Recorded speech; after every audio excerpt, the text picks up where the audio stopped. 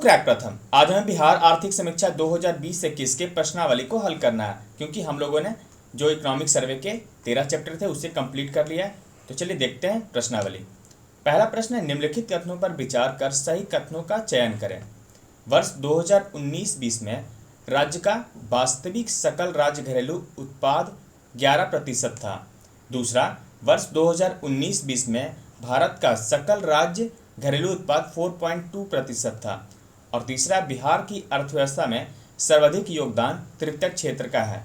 आपको सही विकल्प का चयन करना है। केवल एक सही, केवल एक और दो सही, केवल 2 और 3 सही, केवल 1 और 3 सही। बताइए उत्तर क्या होगा। इसका जो उत्तर है केवल 2 और 3 सही, यानी कि सी।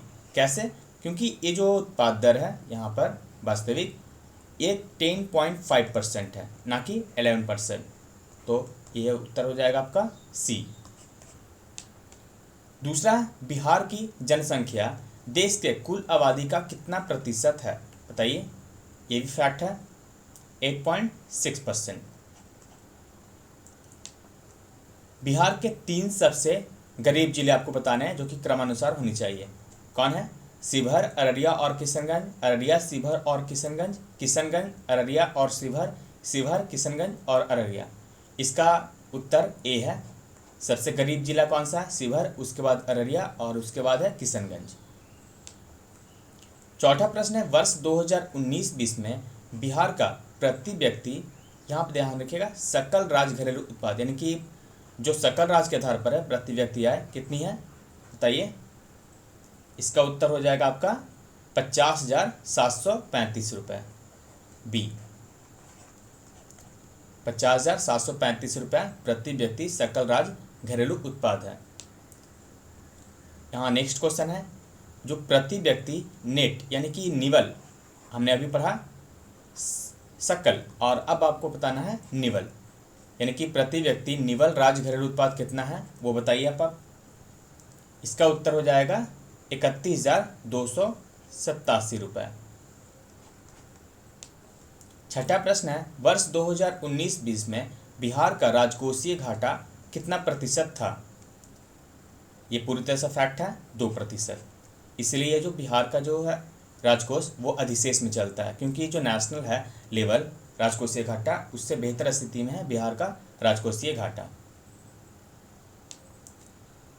सातवां प्रश्न है, घाटा के संदर्भ में निम्नलिखित कथनों पर विचार कर। यहाँ पहला आपका राजकोषीय घाटा सरकार के कुल खर्च और उधारी को छोड़कर कुल कमाई के बीच का अंतर है। दूसरा है, राजकोषीय घाटे में से ब्याज की देनदारी को निकालने के बाद प्राप्त राशि को प्राथमिक घाटा कहा जाता है। और तीसरा है, राजस्व व्यय में से सरकार जब कुछ धनराशि पूंजीगत परिसंपत्ति के निर्माण के लिए अनुदान के रूप में खर्च करती है तो उसे प्रभावी राजस्व घाटा कहा जाता है। आपको सही कथनों का चयन करना है। इसका जो उत्तर होगा, इसका उत्तर है सभी सही, 1, 2 और 3 सही, क्योंकि ये जो तीनों स्टेटमेंट है, तीनों का तीनों स्टेटमेंट क्या है? सही है। कैसे? ये जो राजकोषीय घाटा होता है वह सरकार के कुल खर्च में से अगर उधारी को निकाल दिया जाए तो क्या निकल जाता है? राजकोषीय घाटा, यानी कि जो भी व्यय सरकार कर रही है उसमें उधारी को अलग कर दिया जाए, उधारी उसमें शामिल ना हो, तो वो हो जाता है राजकोषीय घाटा। और इस राजकोषीय घाटे में से अगर ब्याज को निकाल दिया जाए, यानी कि जो सरकार को ब्याज देना है, तो अगर उसे निकाल दिया जाए तो क्या निकल जाएगा? हमारा प्राथमिक घाटा। और अगर राजस्व व्यय, यानी कि जो भी भारत सरकार राजस्व कर रही है या व्यय कर रही है, बिहार सरकार जो भी, मान ली 100 रुपया, और उसमें से कुछ धनराशि जो है अनुदान के रूप में पूंजीगत परिसंपत्ति के जैसे कि सड़क निर्माण के लिए, रेलवे आदि निर्माण के लिए अलग से खर्च कर रही है, तो ये तो लॉन्ग टर्म के लिए हो गया ना, कुछ समय बाद ये पैसे देंगे, तो एक प्रकार से ये 10 रुपये जो होते हैं घाटे में चले जाते हैं, इसलिए इसे प्रभावी राजस्व घाटा नाम दिया जाता है। तो आप समझ गए तीनों घाटा। एक और घाटा होता है राजस्व घाटा। आठवां प्रश्न है, निम्नलिखित कथनों पर विचार करें। सरकार को सर्वाधिक राजस्व कर से प्राप्त होती है। दूसरा है, वर्ष 2019-20 में सरकार को पिछले वर्ष की तुलना में 9.2% कम राजस्व प्राप्त हुआ है। बताइए। इसका जो उत्तर है दोनों सही है। सर्वाधिक जो राजस्व प्राप्त होती है किसी भी राज्य के, तो यहाँ पर बिहार के लिए सर्वाधिक राज्य कर से प्राप्त होती है। और दूसरा विकल्प भी सही है। तो उत्तर हो जाएगा आपका सी, 1 और 2 सही है। 9वां प्रश्न है कि राज्य सरकार का सर्वाधिक खर्च किस क्षेत्र में होता है? आर्थिक सेवाएं, सामान्य सेवाएं, सामाजिक सेवाएं, धार्मिक सेवाएं। इसका जो उत्तर है सामान्य सेवाएं हैं। हालांकि पिछले वर्ष सामाजिक सेवाएं था, लेकिन इस वर्ष जो 2019-20 अब 20-21 मानिए, तो 2021-20 20-21 में क्या था कि सामान्य सेवाएं पर खर्च ज़्यादा बढ़ गया। 10वां प्रश्न है कि भारत के कितने प्रतिशत आबादी कृषि एवं समवर्ती क्षेत्र में कार्य करती है? इसका उत्तर बताइए। ये थर्ड चैप्टर में हमने पढ़ा था, 75%। 11वां प्रश्न है कि सकल राज्य घरेलू उत्पाद में कृषि क्षेत्र के किस क्षेत्र का योगदान सर्वाधिक है? कृषि एवं मत्स्य खेत, फसल, पशुधन, वानिकी एवं लकड़ी उत्पादन, इनमें से कोई नहीं है, इनमें एक से अधिक। तो उत्तर जो इसका है पशुधन, इसमें सर्वाधिक वृद्धि देखी गई है। नेक्स्ट क्वेश्चन है कि निम्नलिखित कथनों पर विचार करें। सर्वाधिक बुआई क्षेत्र पूर्वी चंपारण में है, जबकि सबसे न्यूनतम शिवहर में है। दूसरा है सर्वाधिक फसल सघनता शिवहर में है। सर्वाधिक गैर कृषि भूमि जो है वो गया जिले में है। और चौथा है सर्वाधिक प्रतिभूमि, यहाँ प्रति होगा, प्रतिभूमि जो है अररिया में है। आपको सही विकल्प का चयन करना है, सही विकल्प का चयन करें। केवल 1 और 2 सही, केवल 1, 2 और 3 सही, केवल 2 और 3 सही, सभी सही हमारा। और जो ई ऑप्शन है इनमें से कोई नहीं या इनमें एक से अधिक।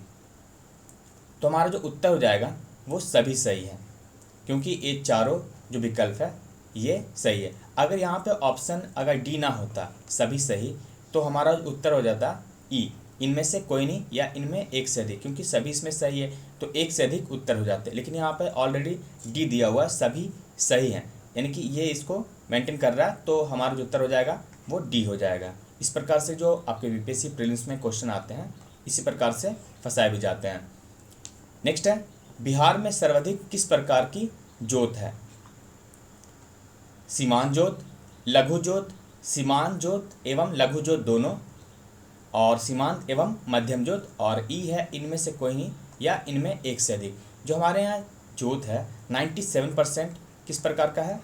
वो लघु एवं सीमांत जोत का, इनके 13 का जो उत्तर हो जाएगा सी हो जाएगा। 97% इनकी संख्या ज़्यादा है। ये सीमांत जोत कितना होता है? यह होता है 1 हेक्टेयर तक की भूमि, 1 हेक्टेयर, और लघु 1 से 2 हेक्टेयर की भूमि, और जो मध्यम होता है 2 से 4, और इसके बाद अर्ध मध्यम, और सबसे लास्ट में होता है बड़े भूमि। तो आप यहाँ जो उत्तर हो जाएगा 97% जो है वो क्या है? सीमांत एवं लघु जोत। 14वां प्रश्न है कि बिहार में औसत जोत का आकार कितना हेक्टेयर है? बताइए। इसका जो उत्तर है ए है 0.39 हेक्टेयर, जबकि जो देश का है वो 1.08 हेक्टेयर है। ये देश की बात कर रहे हैं, और बिहार का 0.39 हेक्टेयर, यानी कि देश से काफ़ी कम जोत का आकार है बिहार में। 15वां प्रश्न है कि वर्ष 2019-20 में कुल खाद्यान्न उत्पादन रहा। बताइए। 162 lakh ton, 163 lakh ton, 164 lakh ton, 165 lakh ton, ई इनमें से कोई नहीं या इनमें एक से अधिक। इसका जो उत्तर होगा ई है, इनमें से कोई नहीं, क्योंकि उत्पादन जो रहा 163.80 लाख टन, लगभग 164, लेकिन आपको फैक्ट में 163.80 लाख टन उत्पादन किया गया। 16वां प्रश्न है कि वर्ष 2019-20 में बिहार का कुल अनाज उत्पादकता कितना रहा? तो बताइए इसका उत्तर क्या है? हमने थर्ड चैप्टर में पढ़ा था। इसका जो उत्तर है वो है सी, 2703 किलोग्राम प्रति हेक्टेयर। चावल उत्पादन के संदर्भ में निम्नलिखित कथनों पर विचार करें। वर्ष 2019-20 में चावल का उत्पादन 69.53 लाख टन एवं उत्पादकता 2243 किलोग्राम प्रति हेक्टेयर था। दूसरा है चावल के उत्पादन में रोहतास, औरंगाबाद और कैमूर 3 प्रमुख जिले हैं। चावल की सर्वाधिक उत्पादकता रोहतास में एवं सबसे न्यूनतम मधुबनी में है। आपको सही विकल्प का चयन करना है। केवल एक सही, केवल एक और दो सही, केवल दो और तीन सही, और यहाँ डी है केवल एक और तीन सही। देखिए ये तीनों जो विकल्प है वो सही है, लेकिन कहीं भी विकल्प में एक, दो और तीन एक साथ नहीं है, नहीं ना है, तो हमारा जो उत्तर हो जाएगा इनमें से कोई नहीं या इनमें एक से अधिक। क्योंकि अगर विकल्प में एक, दो और तीन एक साथ होता तो उत्तर वही हो जाता, लेकिन यहाँ पर एक साथ नहीं है, इसलिए उत्तर हो जाएगा इनमें एक से अधिक। गेहूं का सर्वाधिक उत्पादन किस जिले में किया जाता है? बताइए। इसका भी उत्तर है ए, रोहतास, और चावल का भी रोहतास ही है। मक्का का सर्वाधिक उत्पादन किस जिले में किया जाता है? कटिहार, पूर्णिया, अररिया, बक्सर। बताइए। इसका उत्तर है कटिहार। कटिहार में सर्वाधिक मक्का का उत्पादन किया जाता है। गन्ना का सर्वाधिक उत्पादन किस जिले में किया जाता है? जो गन्ना का जो सर्वाधिक उत्पादन किया जाता है वो है पश्चिमी चंपारण में। दलहन का सर्वाधिक उत्पादन किस जिले में किया जाता है? सुपौल, मधुबनी, पटना, बेगूसराय, इनमें से कोई नहीं या इनमें एक से अधिक। इसका उत्तर सी है, पटना में सर्वाधिक दलहन का उत्पादन किया जाता है। नेक्स्ट है, केला का सर्वाधिक उत्पादन किस जिले में किया जाता है? देखिए उत्पादकता में तो वैशाली है, लेकिन अगर केला का उत्पादन किया जाए तो सर्वाधिक कटिहार में किया जाता है, तो उत्तर होगा हमारा सी। वर्ष 2019-20 में कितना दूध उत्पादन किया गया? बताइए। 103 lakh ton, 104 lakh ton, 104.83 lakh ton, 105 lakh ton, इनमें से कोई नहीं या इनमें एक से अधिक। तुम्हारा उत्तर होगा 104.83 लाख टन, सी। सर्वाधिक मछली का उत्पादन किस जिले में किया जाता है? बताइए। ये जो उत्पादन किया जाता है वो सर्वाधिक मधुबनी में किया जाता है, मछली का उत्पादन। सर्वाधिक सिंचित जिला कौन सा है? मुंगेर, रोहतास, पूर्वी चंपारण, अररिया, इनमें से कोई नहीं या इनमें एक से अधिक। हमने अभी क्या पढ़ा था कि चावल का सर्वाधिक उत्पादन कहाँ होता है? रोहतास में। तो आप सोचिए सिंचाई भी तो सबसे ज़्यादा यहाँ हो रही, तभी तो चावल का उत्पादन हो रहा है ना, तो उत्तर आपका हो जाएगा रोहतास। तो आपको फैक्ट करना है यहाँ पे सिंचित, गेहूं और चावल तीनों में कौन है? रोहतास। दक्षिण बिहार ग्रामीण बैंक की स्थापना कब की गई थी? जनवरी 2017, जनवरी 2018, जनवरी 2019, जनवरी 2020, इनमें से कोई नहीं या इनमें एक से अधिक। हमने बैंकिंग चैप्टर में पढ़ा था, इसका जो उत्तर है जनवरी 2019। नेक्स्ट है, देश में कुल कितने राष्ट्रीयकृत बैंक हैं? 11, 12, 13, 14, इनमें से कोई नहीं या इनमें एक से अधिक। उत्तर है 12। देश के कुल बच्चों की आबादी में बिहार का कितना हिस्सा है? बताइए। 10%, 11, 12, 15, इनमें से कोई नहीं या इनमें एक से अधिक। इसका जो उत्तर है वो है इनमें से कोई नहीं, क्योंकि 10.41% जो हिस्सा है वो क्या है? बच्चों की आबादी का। बिहार में बाल बजट के निर्माण की प्रक्रिया कब शुरू की गई थी? 2010-11, 11-12, 12-13 या 13-14, इनमें से कोई नहीं या इनमें एक से अधिक। इसका उत्तर है डी, 2013-14 में शुरू किया गया था बिहार में बाल बजट के निर्माण की प्रक्रिया।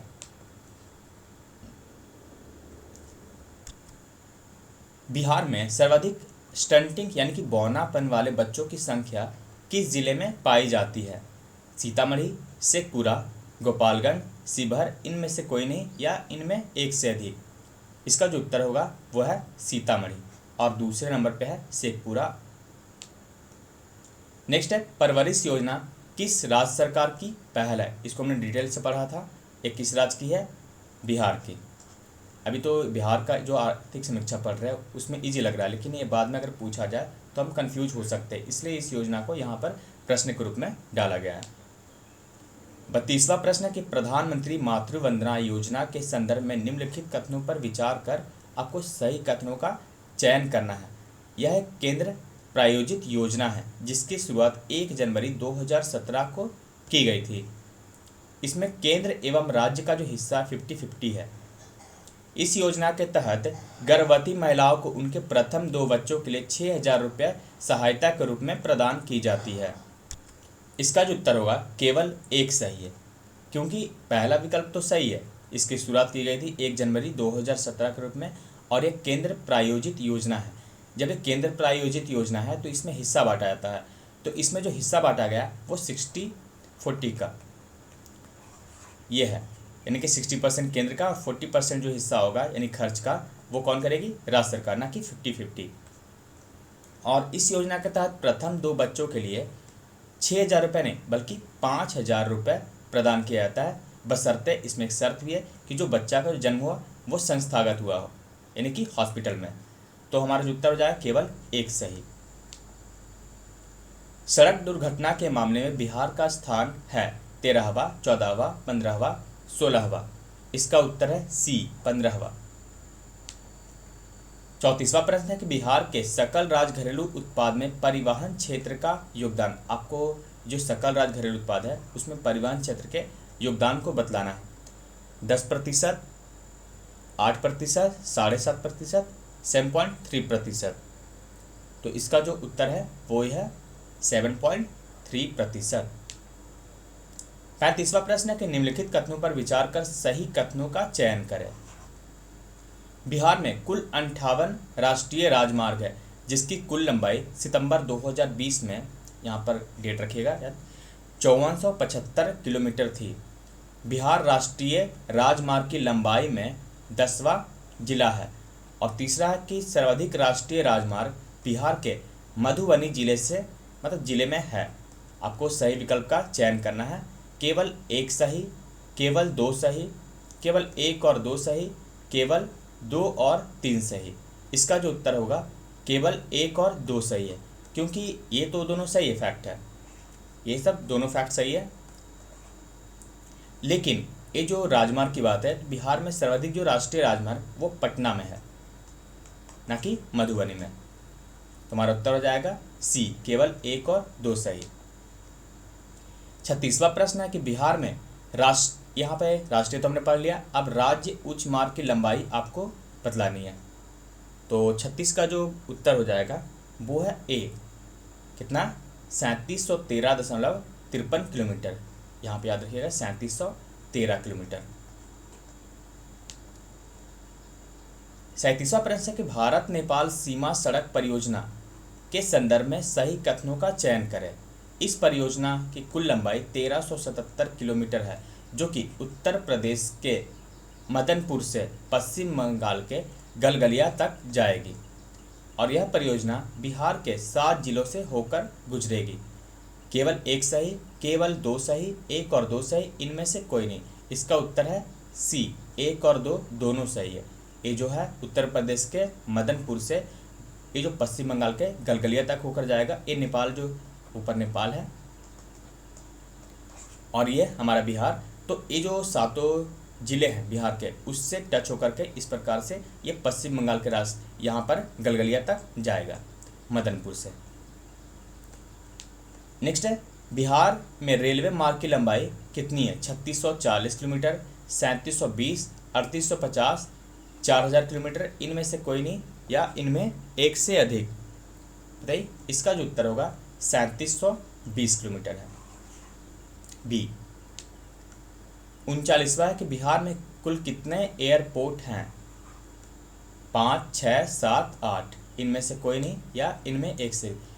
इसका जो उत्तर है वो 8 है। यहाँ पर कुल 8 एयरपोर्ट है, लेकिन सबका अलग अलग यूज है, कुछ पब्लिक के लिए है, कुछ डिफेंस के लिए है। 40वां प्रश्न है कि डिजिटल इंडिया अवार्ड 2020 किस राज्य को प्रदान किया गया है? इसे हमने जनवरी के करंट अफेयर में पढ़ा था और बिहार का जो इकोनॉमिक सर्वे उसमें भी इसे मेंशन किया गया। तो इसका जो उत्तर है वो बी है, बिहार। 41वां प्रश्न है कि भारत में सर्वाधिक किस प्रकार की बेरोजगारी पाई जाती है? हमने जब बेरोजगारी वाला चैप्टर पढ़ा था, रोजगार एवं श्रम, तो इसमें हम सारे बेरोजगारी को एक एक को देखे थे डिटेल से, उसे आप जरूर देखिएगा।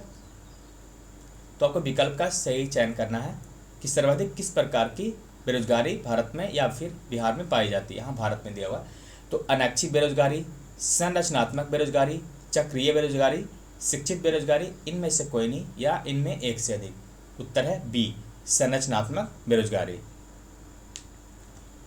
नेक्स्ट है, बिहार में कुल कितने ग्राम पंचायत हैं?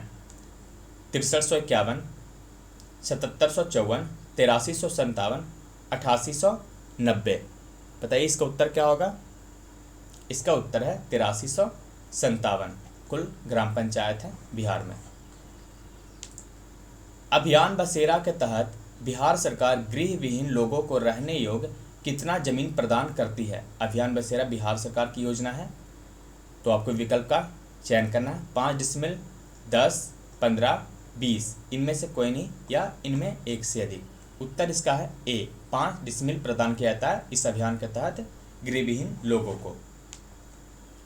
19 जनवरी 2020 को जल जीवन हरियाली पर बनाई गई मानव श्रृंखला को इंडिया बुक ऑफ रिकॉर्ड के द्वारा लार्जेस्ट ह्यूमन चैन माना गया है। तो इस मानव श्रृंखला की आपको कुल लंबाई बतलानी है, कितनी थी? इसकी जो लंबाई है बी है 18,034 किलोमीटर थी, जिसे इंडिया बुक ऑफ रिकॉर्ड के द्वारा लार्जेस्ट ह्यूमन चैन का दर्जा दिया गया था। ये 2020 का जो मानव श्रृंखला बनाया गया था जल जीवन हरियाली पे। सबसे कम शहरीकृत जिला आपको चयन करना है, कौन सा है? कैमूर, शिवहर, बांका, भागलपुर, इनमें से कोई नहीं या इनमें एक से अधिक। उत्तर है हमारा ए, कैमूर सबसे कम शहरीकृत जिला। और सर्वाधिक कौन सा है? पटना। कितना परसेंट? 43%। राज्य का 13वां नगर निगम कौन सा है? समस्तीपुर, सीतामढ़ी, गोपालगंज, मधुबनी, इनमें से कोई नहीं या इनमें एक से अधिक। उत्तर कौन सा है? बी, सीतामढ़ी। और ये समस्तीपुर, गोपालगंज और मधुबनी ये भी अभी नगर निगम नहीं है, इनको भी बनाने की तैयारी की है, लेकिन अभी जो 13वां बनाया गया वो है सीतामढ़ी को। 47वां प्रश्न कि वर्ष 2019-20 में प्रति व्यक्ति बिजली खपत कितना था? ये 2019-20 का आपको प्रति व्यक्ति बिजली खपत बतलाना है। 272 मेगावाट, 280, 311, 332, इनमें से कोई नहीं या इनमें एक से अधिक। 311 वाला प्रश्न पूछा जा चुका है और ये इस वर्ष जो है 332 मेगावाट है। 48वां प्रश्न है कि राज्य में बिजली की उपलब्धता कितनी है? 4567 मेगावाट, 5563 मेगावाट, 6073 मेगावाट, 6400 मेगावाट, इनमें से कोई नहीं या इनमें एक से अधिक। बताइए इसका उत्तर क्या है? यह है 6073 मेगावाट, सी। ढेलाबाग जल विद्युत परियोजना किस जिले में है? बताइए ये जो परियोजना है जल विद्युत परियोजना वो रोहतास जिले में है। रघुनाथपुर जल विद्युत परियोजना किस नदी पर है? गंडक नदी, महानंदा, सोन नदी, कोसी, इनमें से कोई नहीं या इनमें एक से अधिक। इसका उत्तर है इनमें से कोई नहीं, क्योंकि ये जो परियोजना है रघुनाथपुर जल विद्युत परियोजना वो बूढ़ी गंडक पे है, बूढ़ी गंडक। 51वां प्रश्न है कि ऊनी कंबल, ऊनी कालीन हथकरघा उद्योग किस जिले में है? औरंगाबाद, रोहतास, पूर्णिया, पटना, इनमें से कोई नहीं या इनमें एक से अधिक। हमारा उत्तर होगा ई, इनमें एक से अधिक है, क्योंकि औरंगाबाद और रोहतास दोनों जगह ऊनी कंबल और ऊनी कालीन जो हथकरघा उद्योग है वो यहाँ पर अवस्थित है। तो ए और बी दोनों सही, इसलिए इनमें एक से अधिक उत्तर हो जाएगा। 52वां प्रश्न है कि वर्ष 2021 में बिहार का प्रजनन दर कितना था या कितना है? 4.4%, 3.6, 3.3, 2.5%। तो बताइए इसका उत्तर जो है डी है, 2.5%। और पश्चिमी चंपारण का 4.4% है, ये सर्वाधिक है उसका, यहाँ पूर्वी चंपारण का। तो आपको पहले आंसर पता चल गया है। सर्वाधिक प्रजनन दर वाला जिला कौन सा है? पूर्वी चंपारण, इसका सर्वाधिक है 4.4। 54वां प्रश्न है कि बिहार का बाल लिंगानुपात क्या है? बताइए 54 का जो उत्तर है वो क्या है? यह है 935। और 55वां जो कि अंतिम प्रश्न है, बिहार की महिलाओं की औसत आयु कितनी है? ये जो बिहार की महिलाओं की जो औसत आयु है 68.7 वर्ष है। यहाँ पे आपको उत्तर दिया गया है, आप इसे देख लीजिएगा। तो अब हमारा जो इकोनॉमिक सर्वे है वो पूरी तरह से खत्म हो चुका है, और इसके वजह से कि आपको बतलाया गया था कि समान अध्ययन के पेपर को शुरू किया जाएगा बीपीएससी प्रीलिम्स के लिए जो 67 है, और इसमें मेंस के भी टॉपिक होंगे जो कि नेक्स्ट वीक यानी कि जो आने वाला सप्ताह है उसमें शुरू कर दिया जाएगा। तो इस वीडियो में बस इतना ही। Thank you for watching crack प्रथम।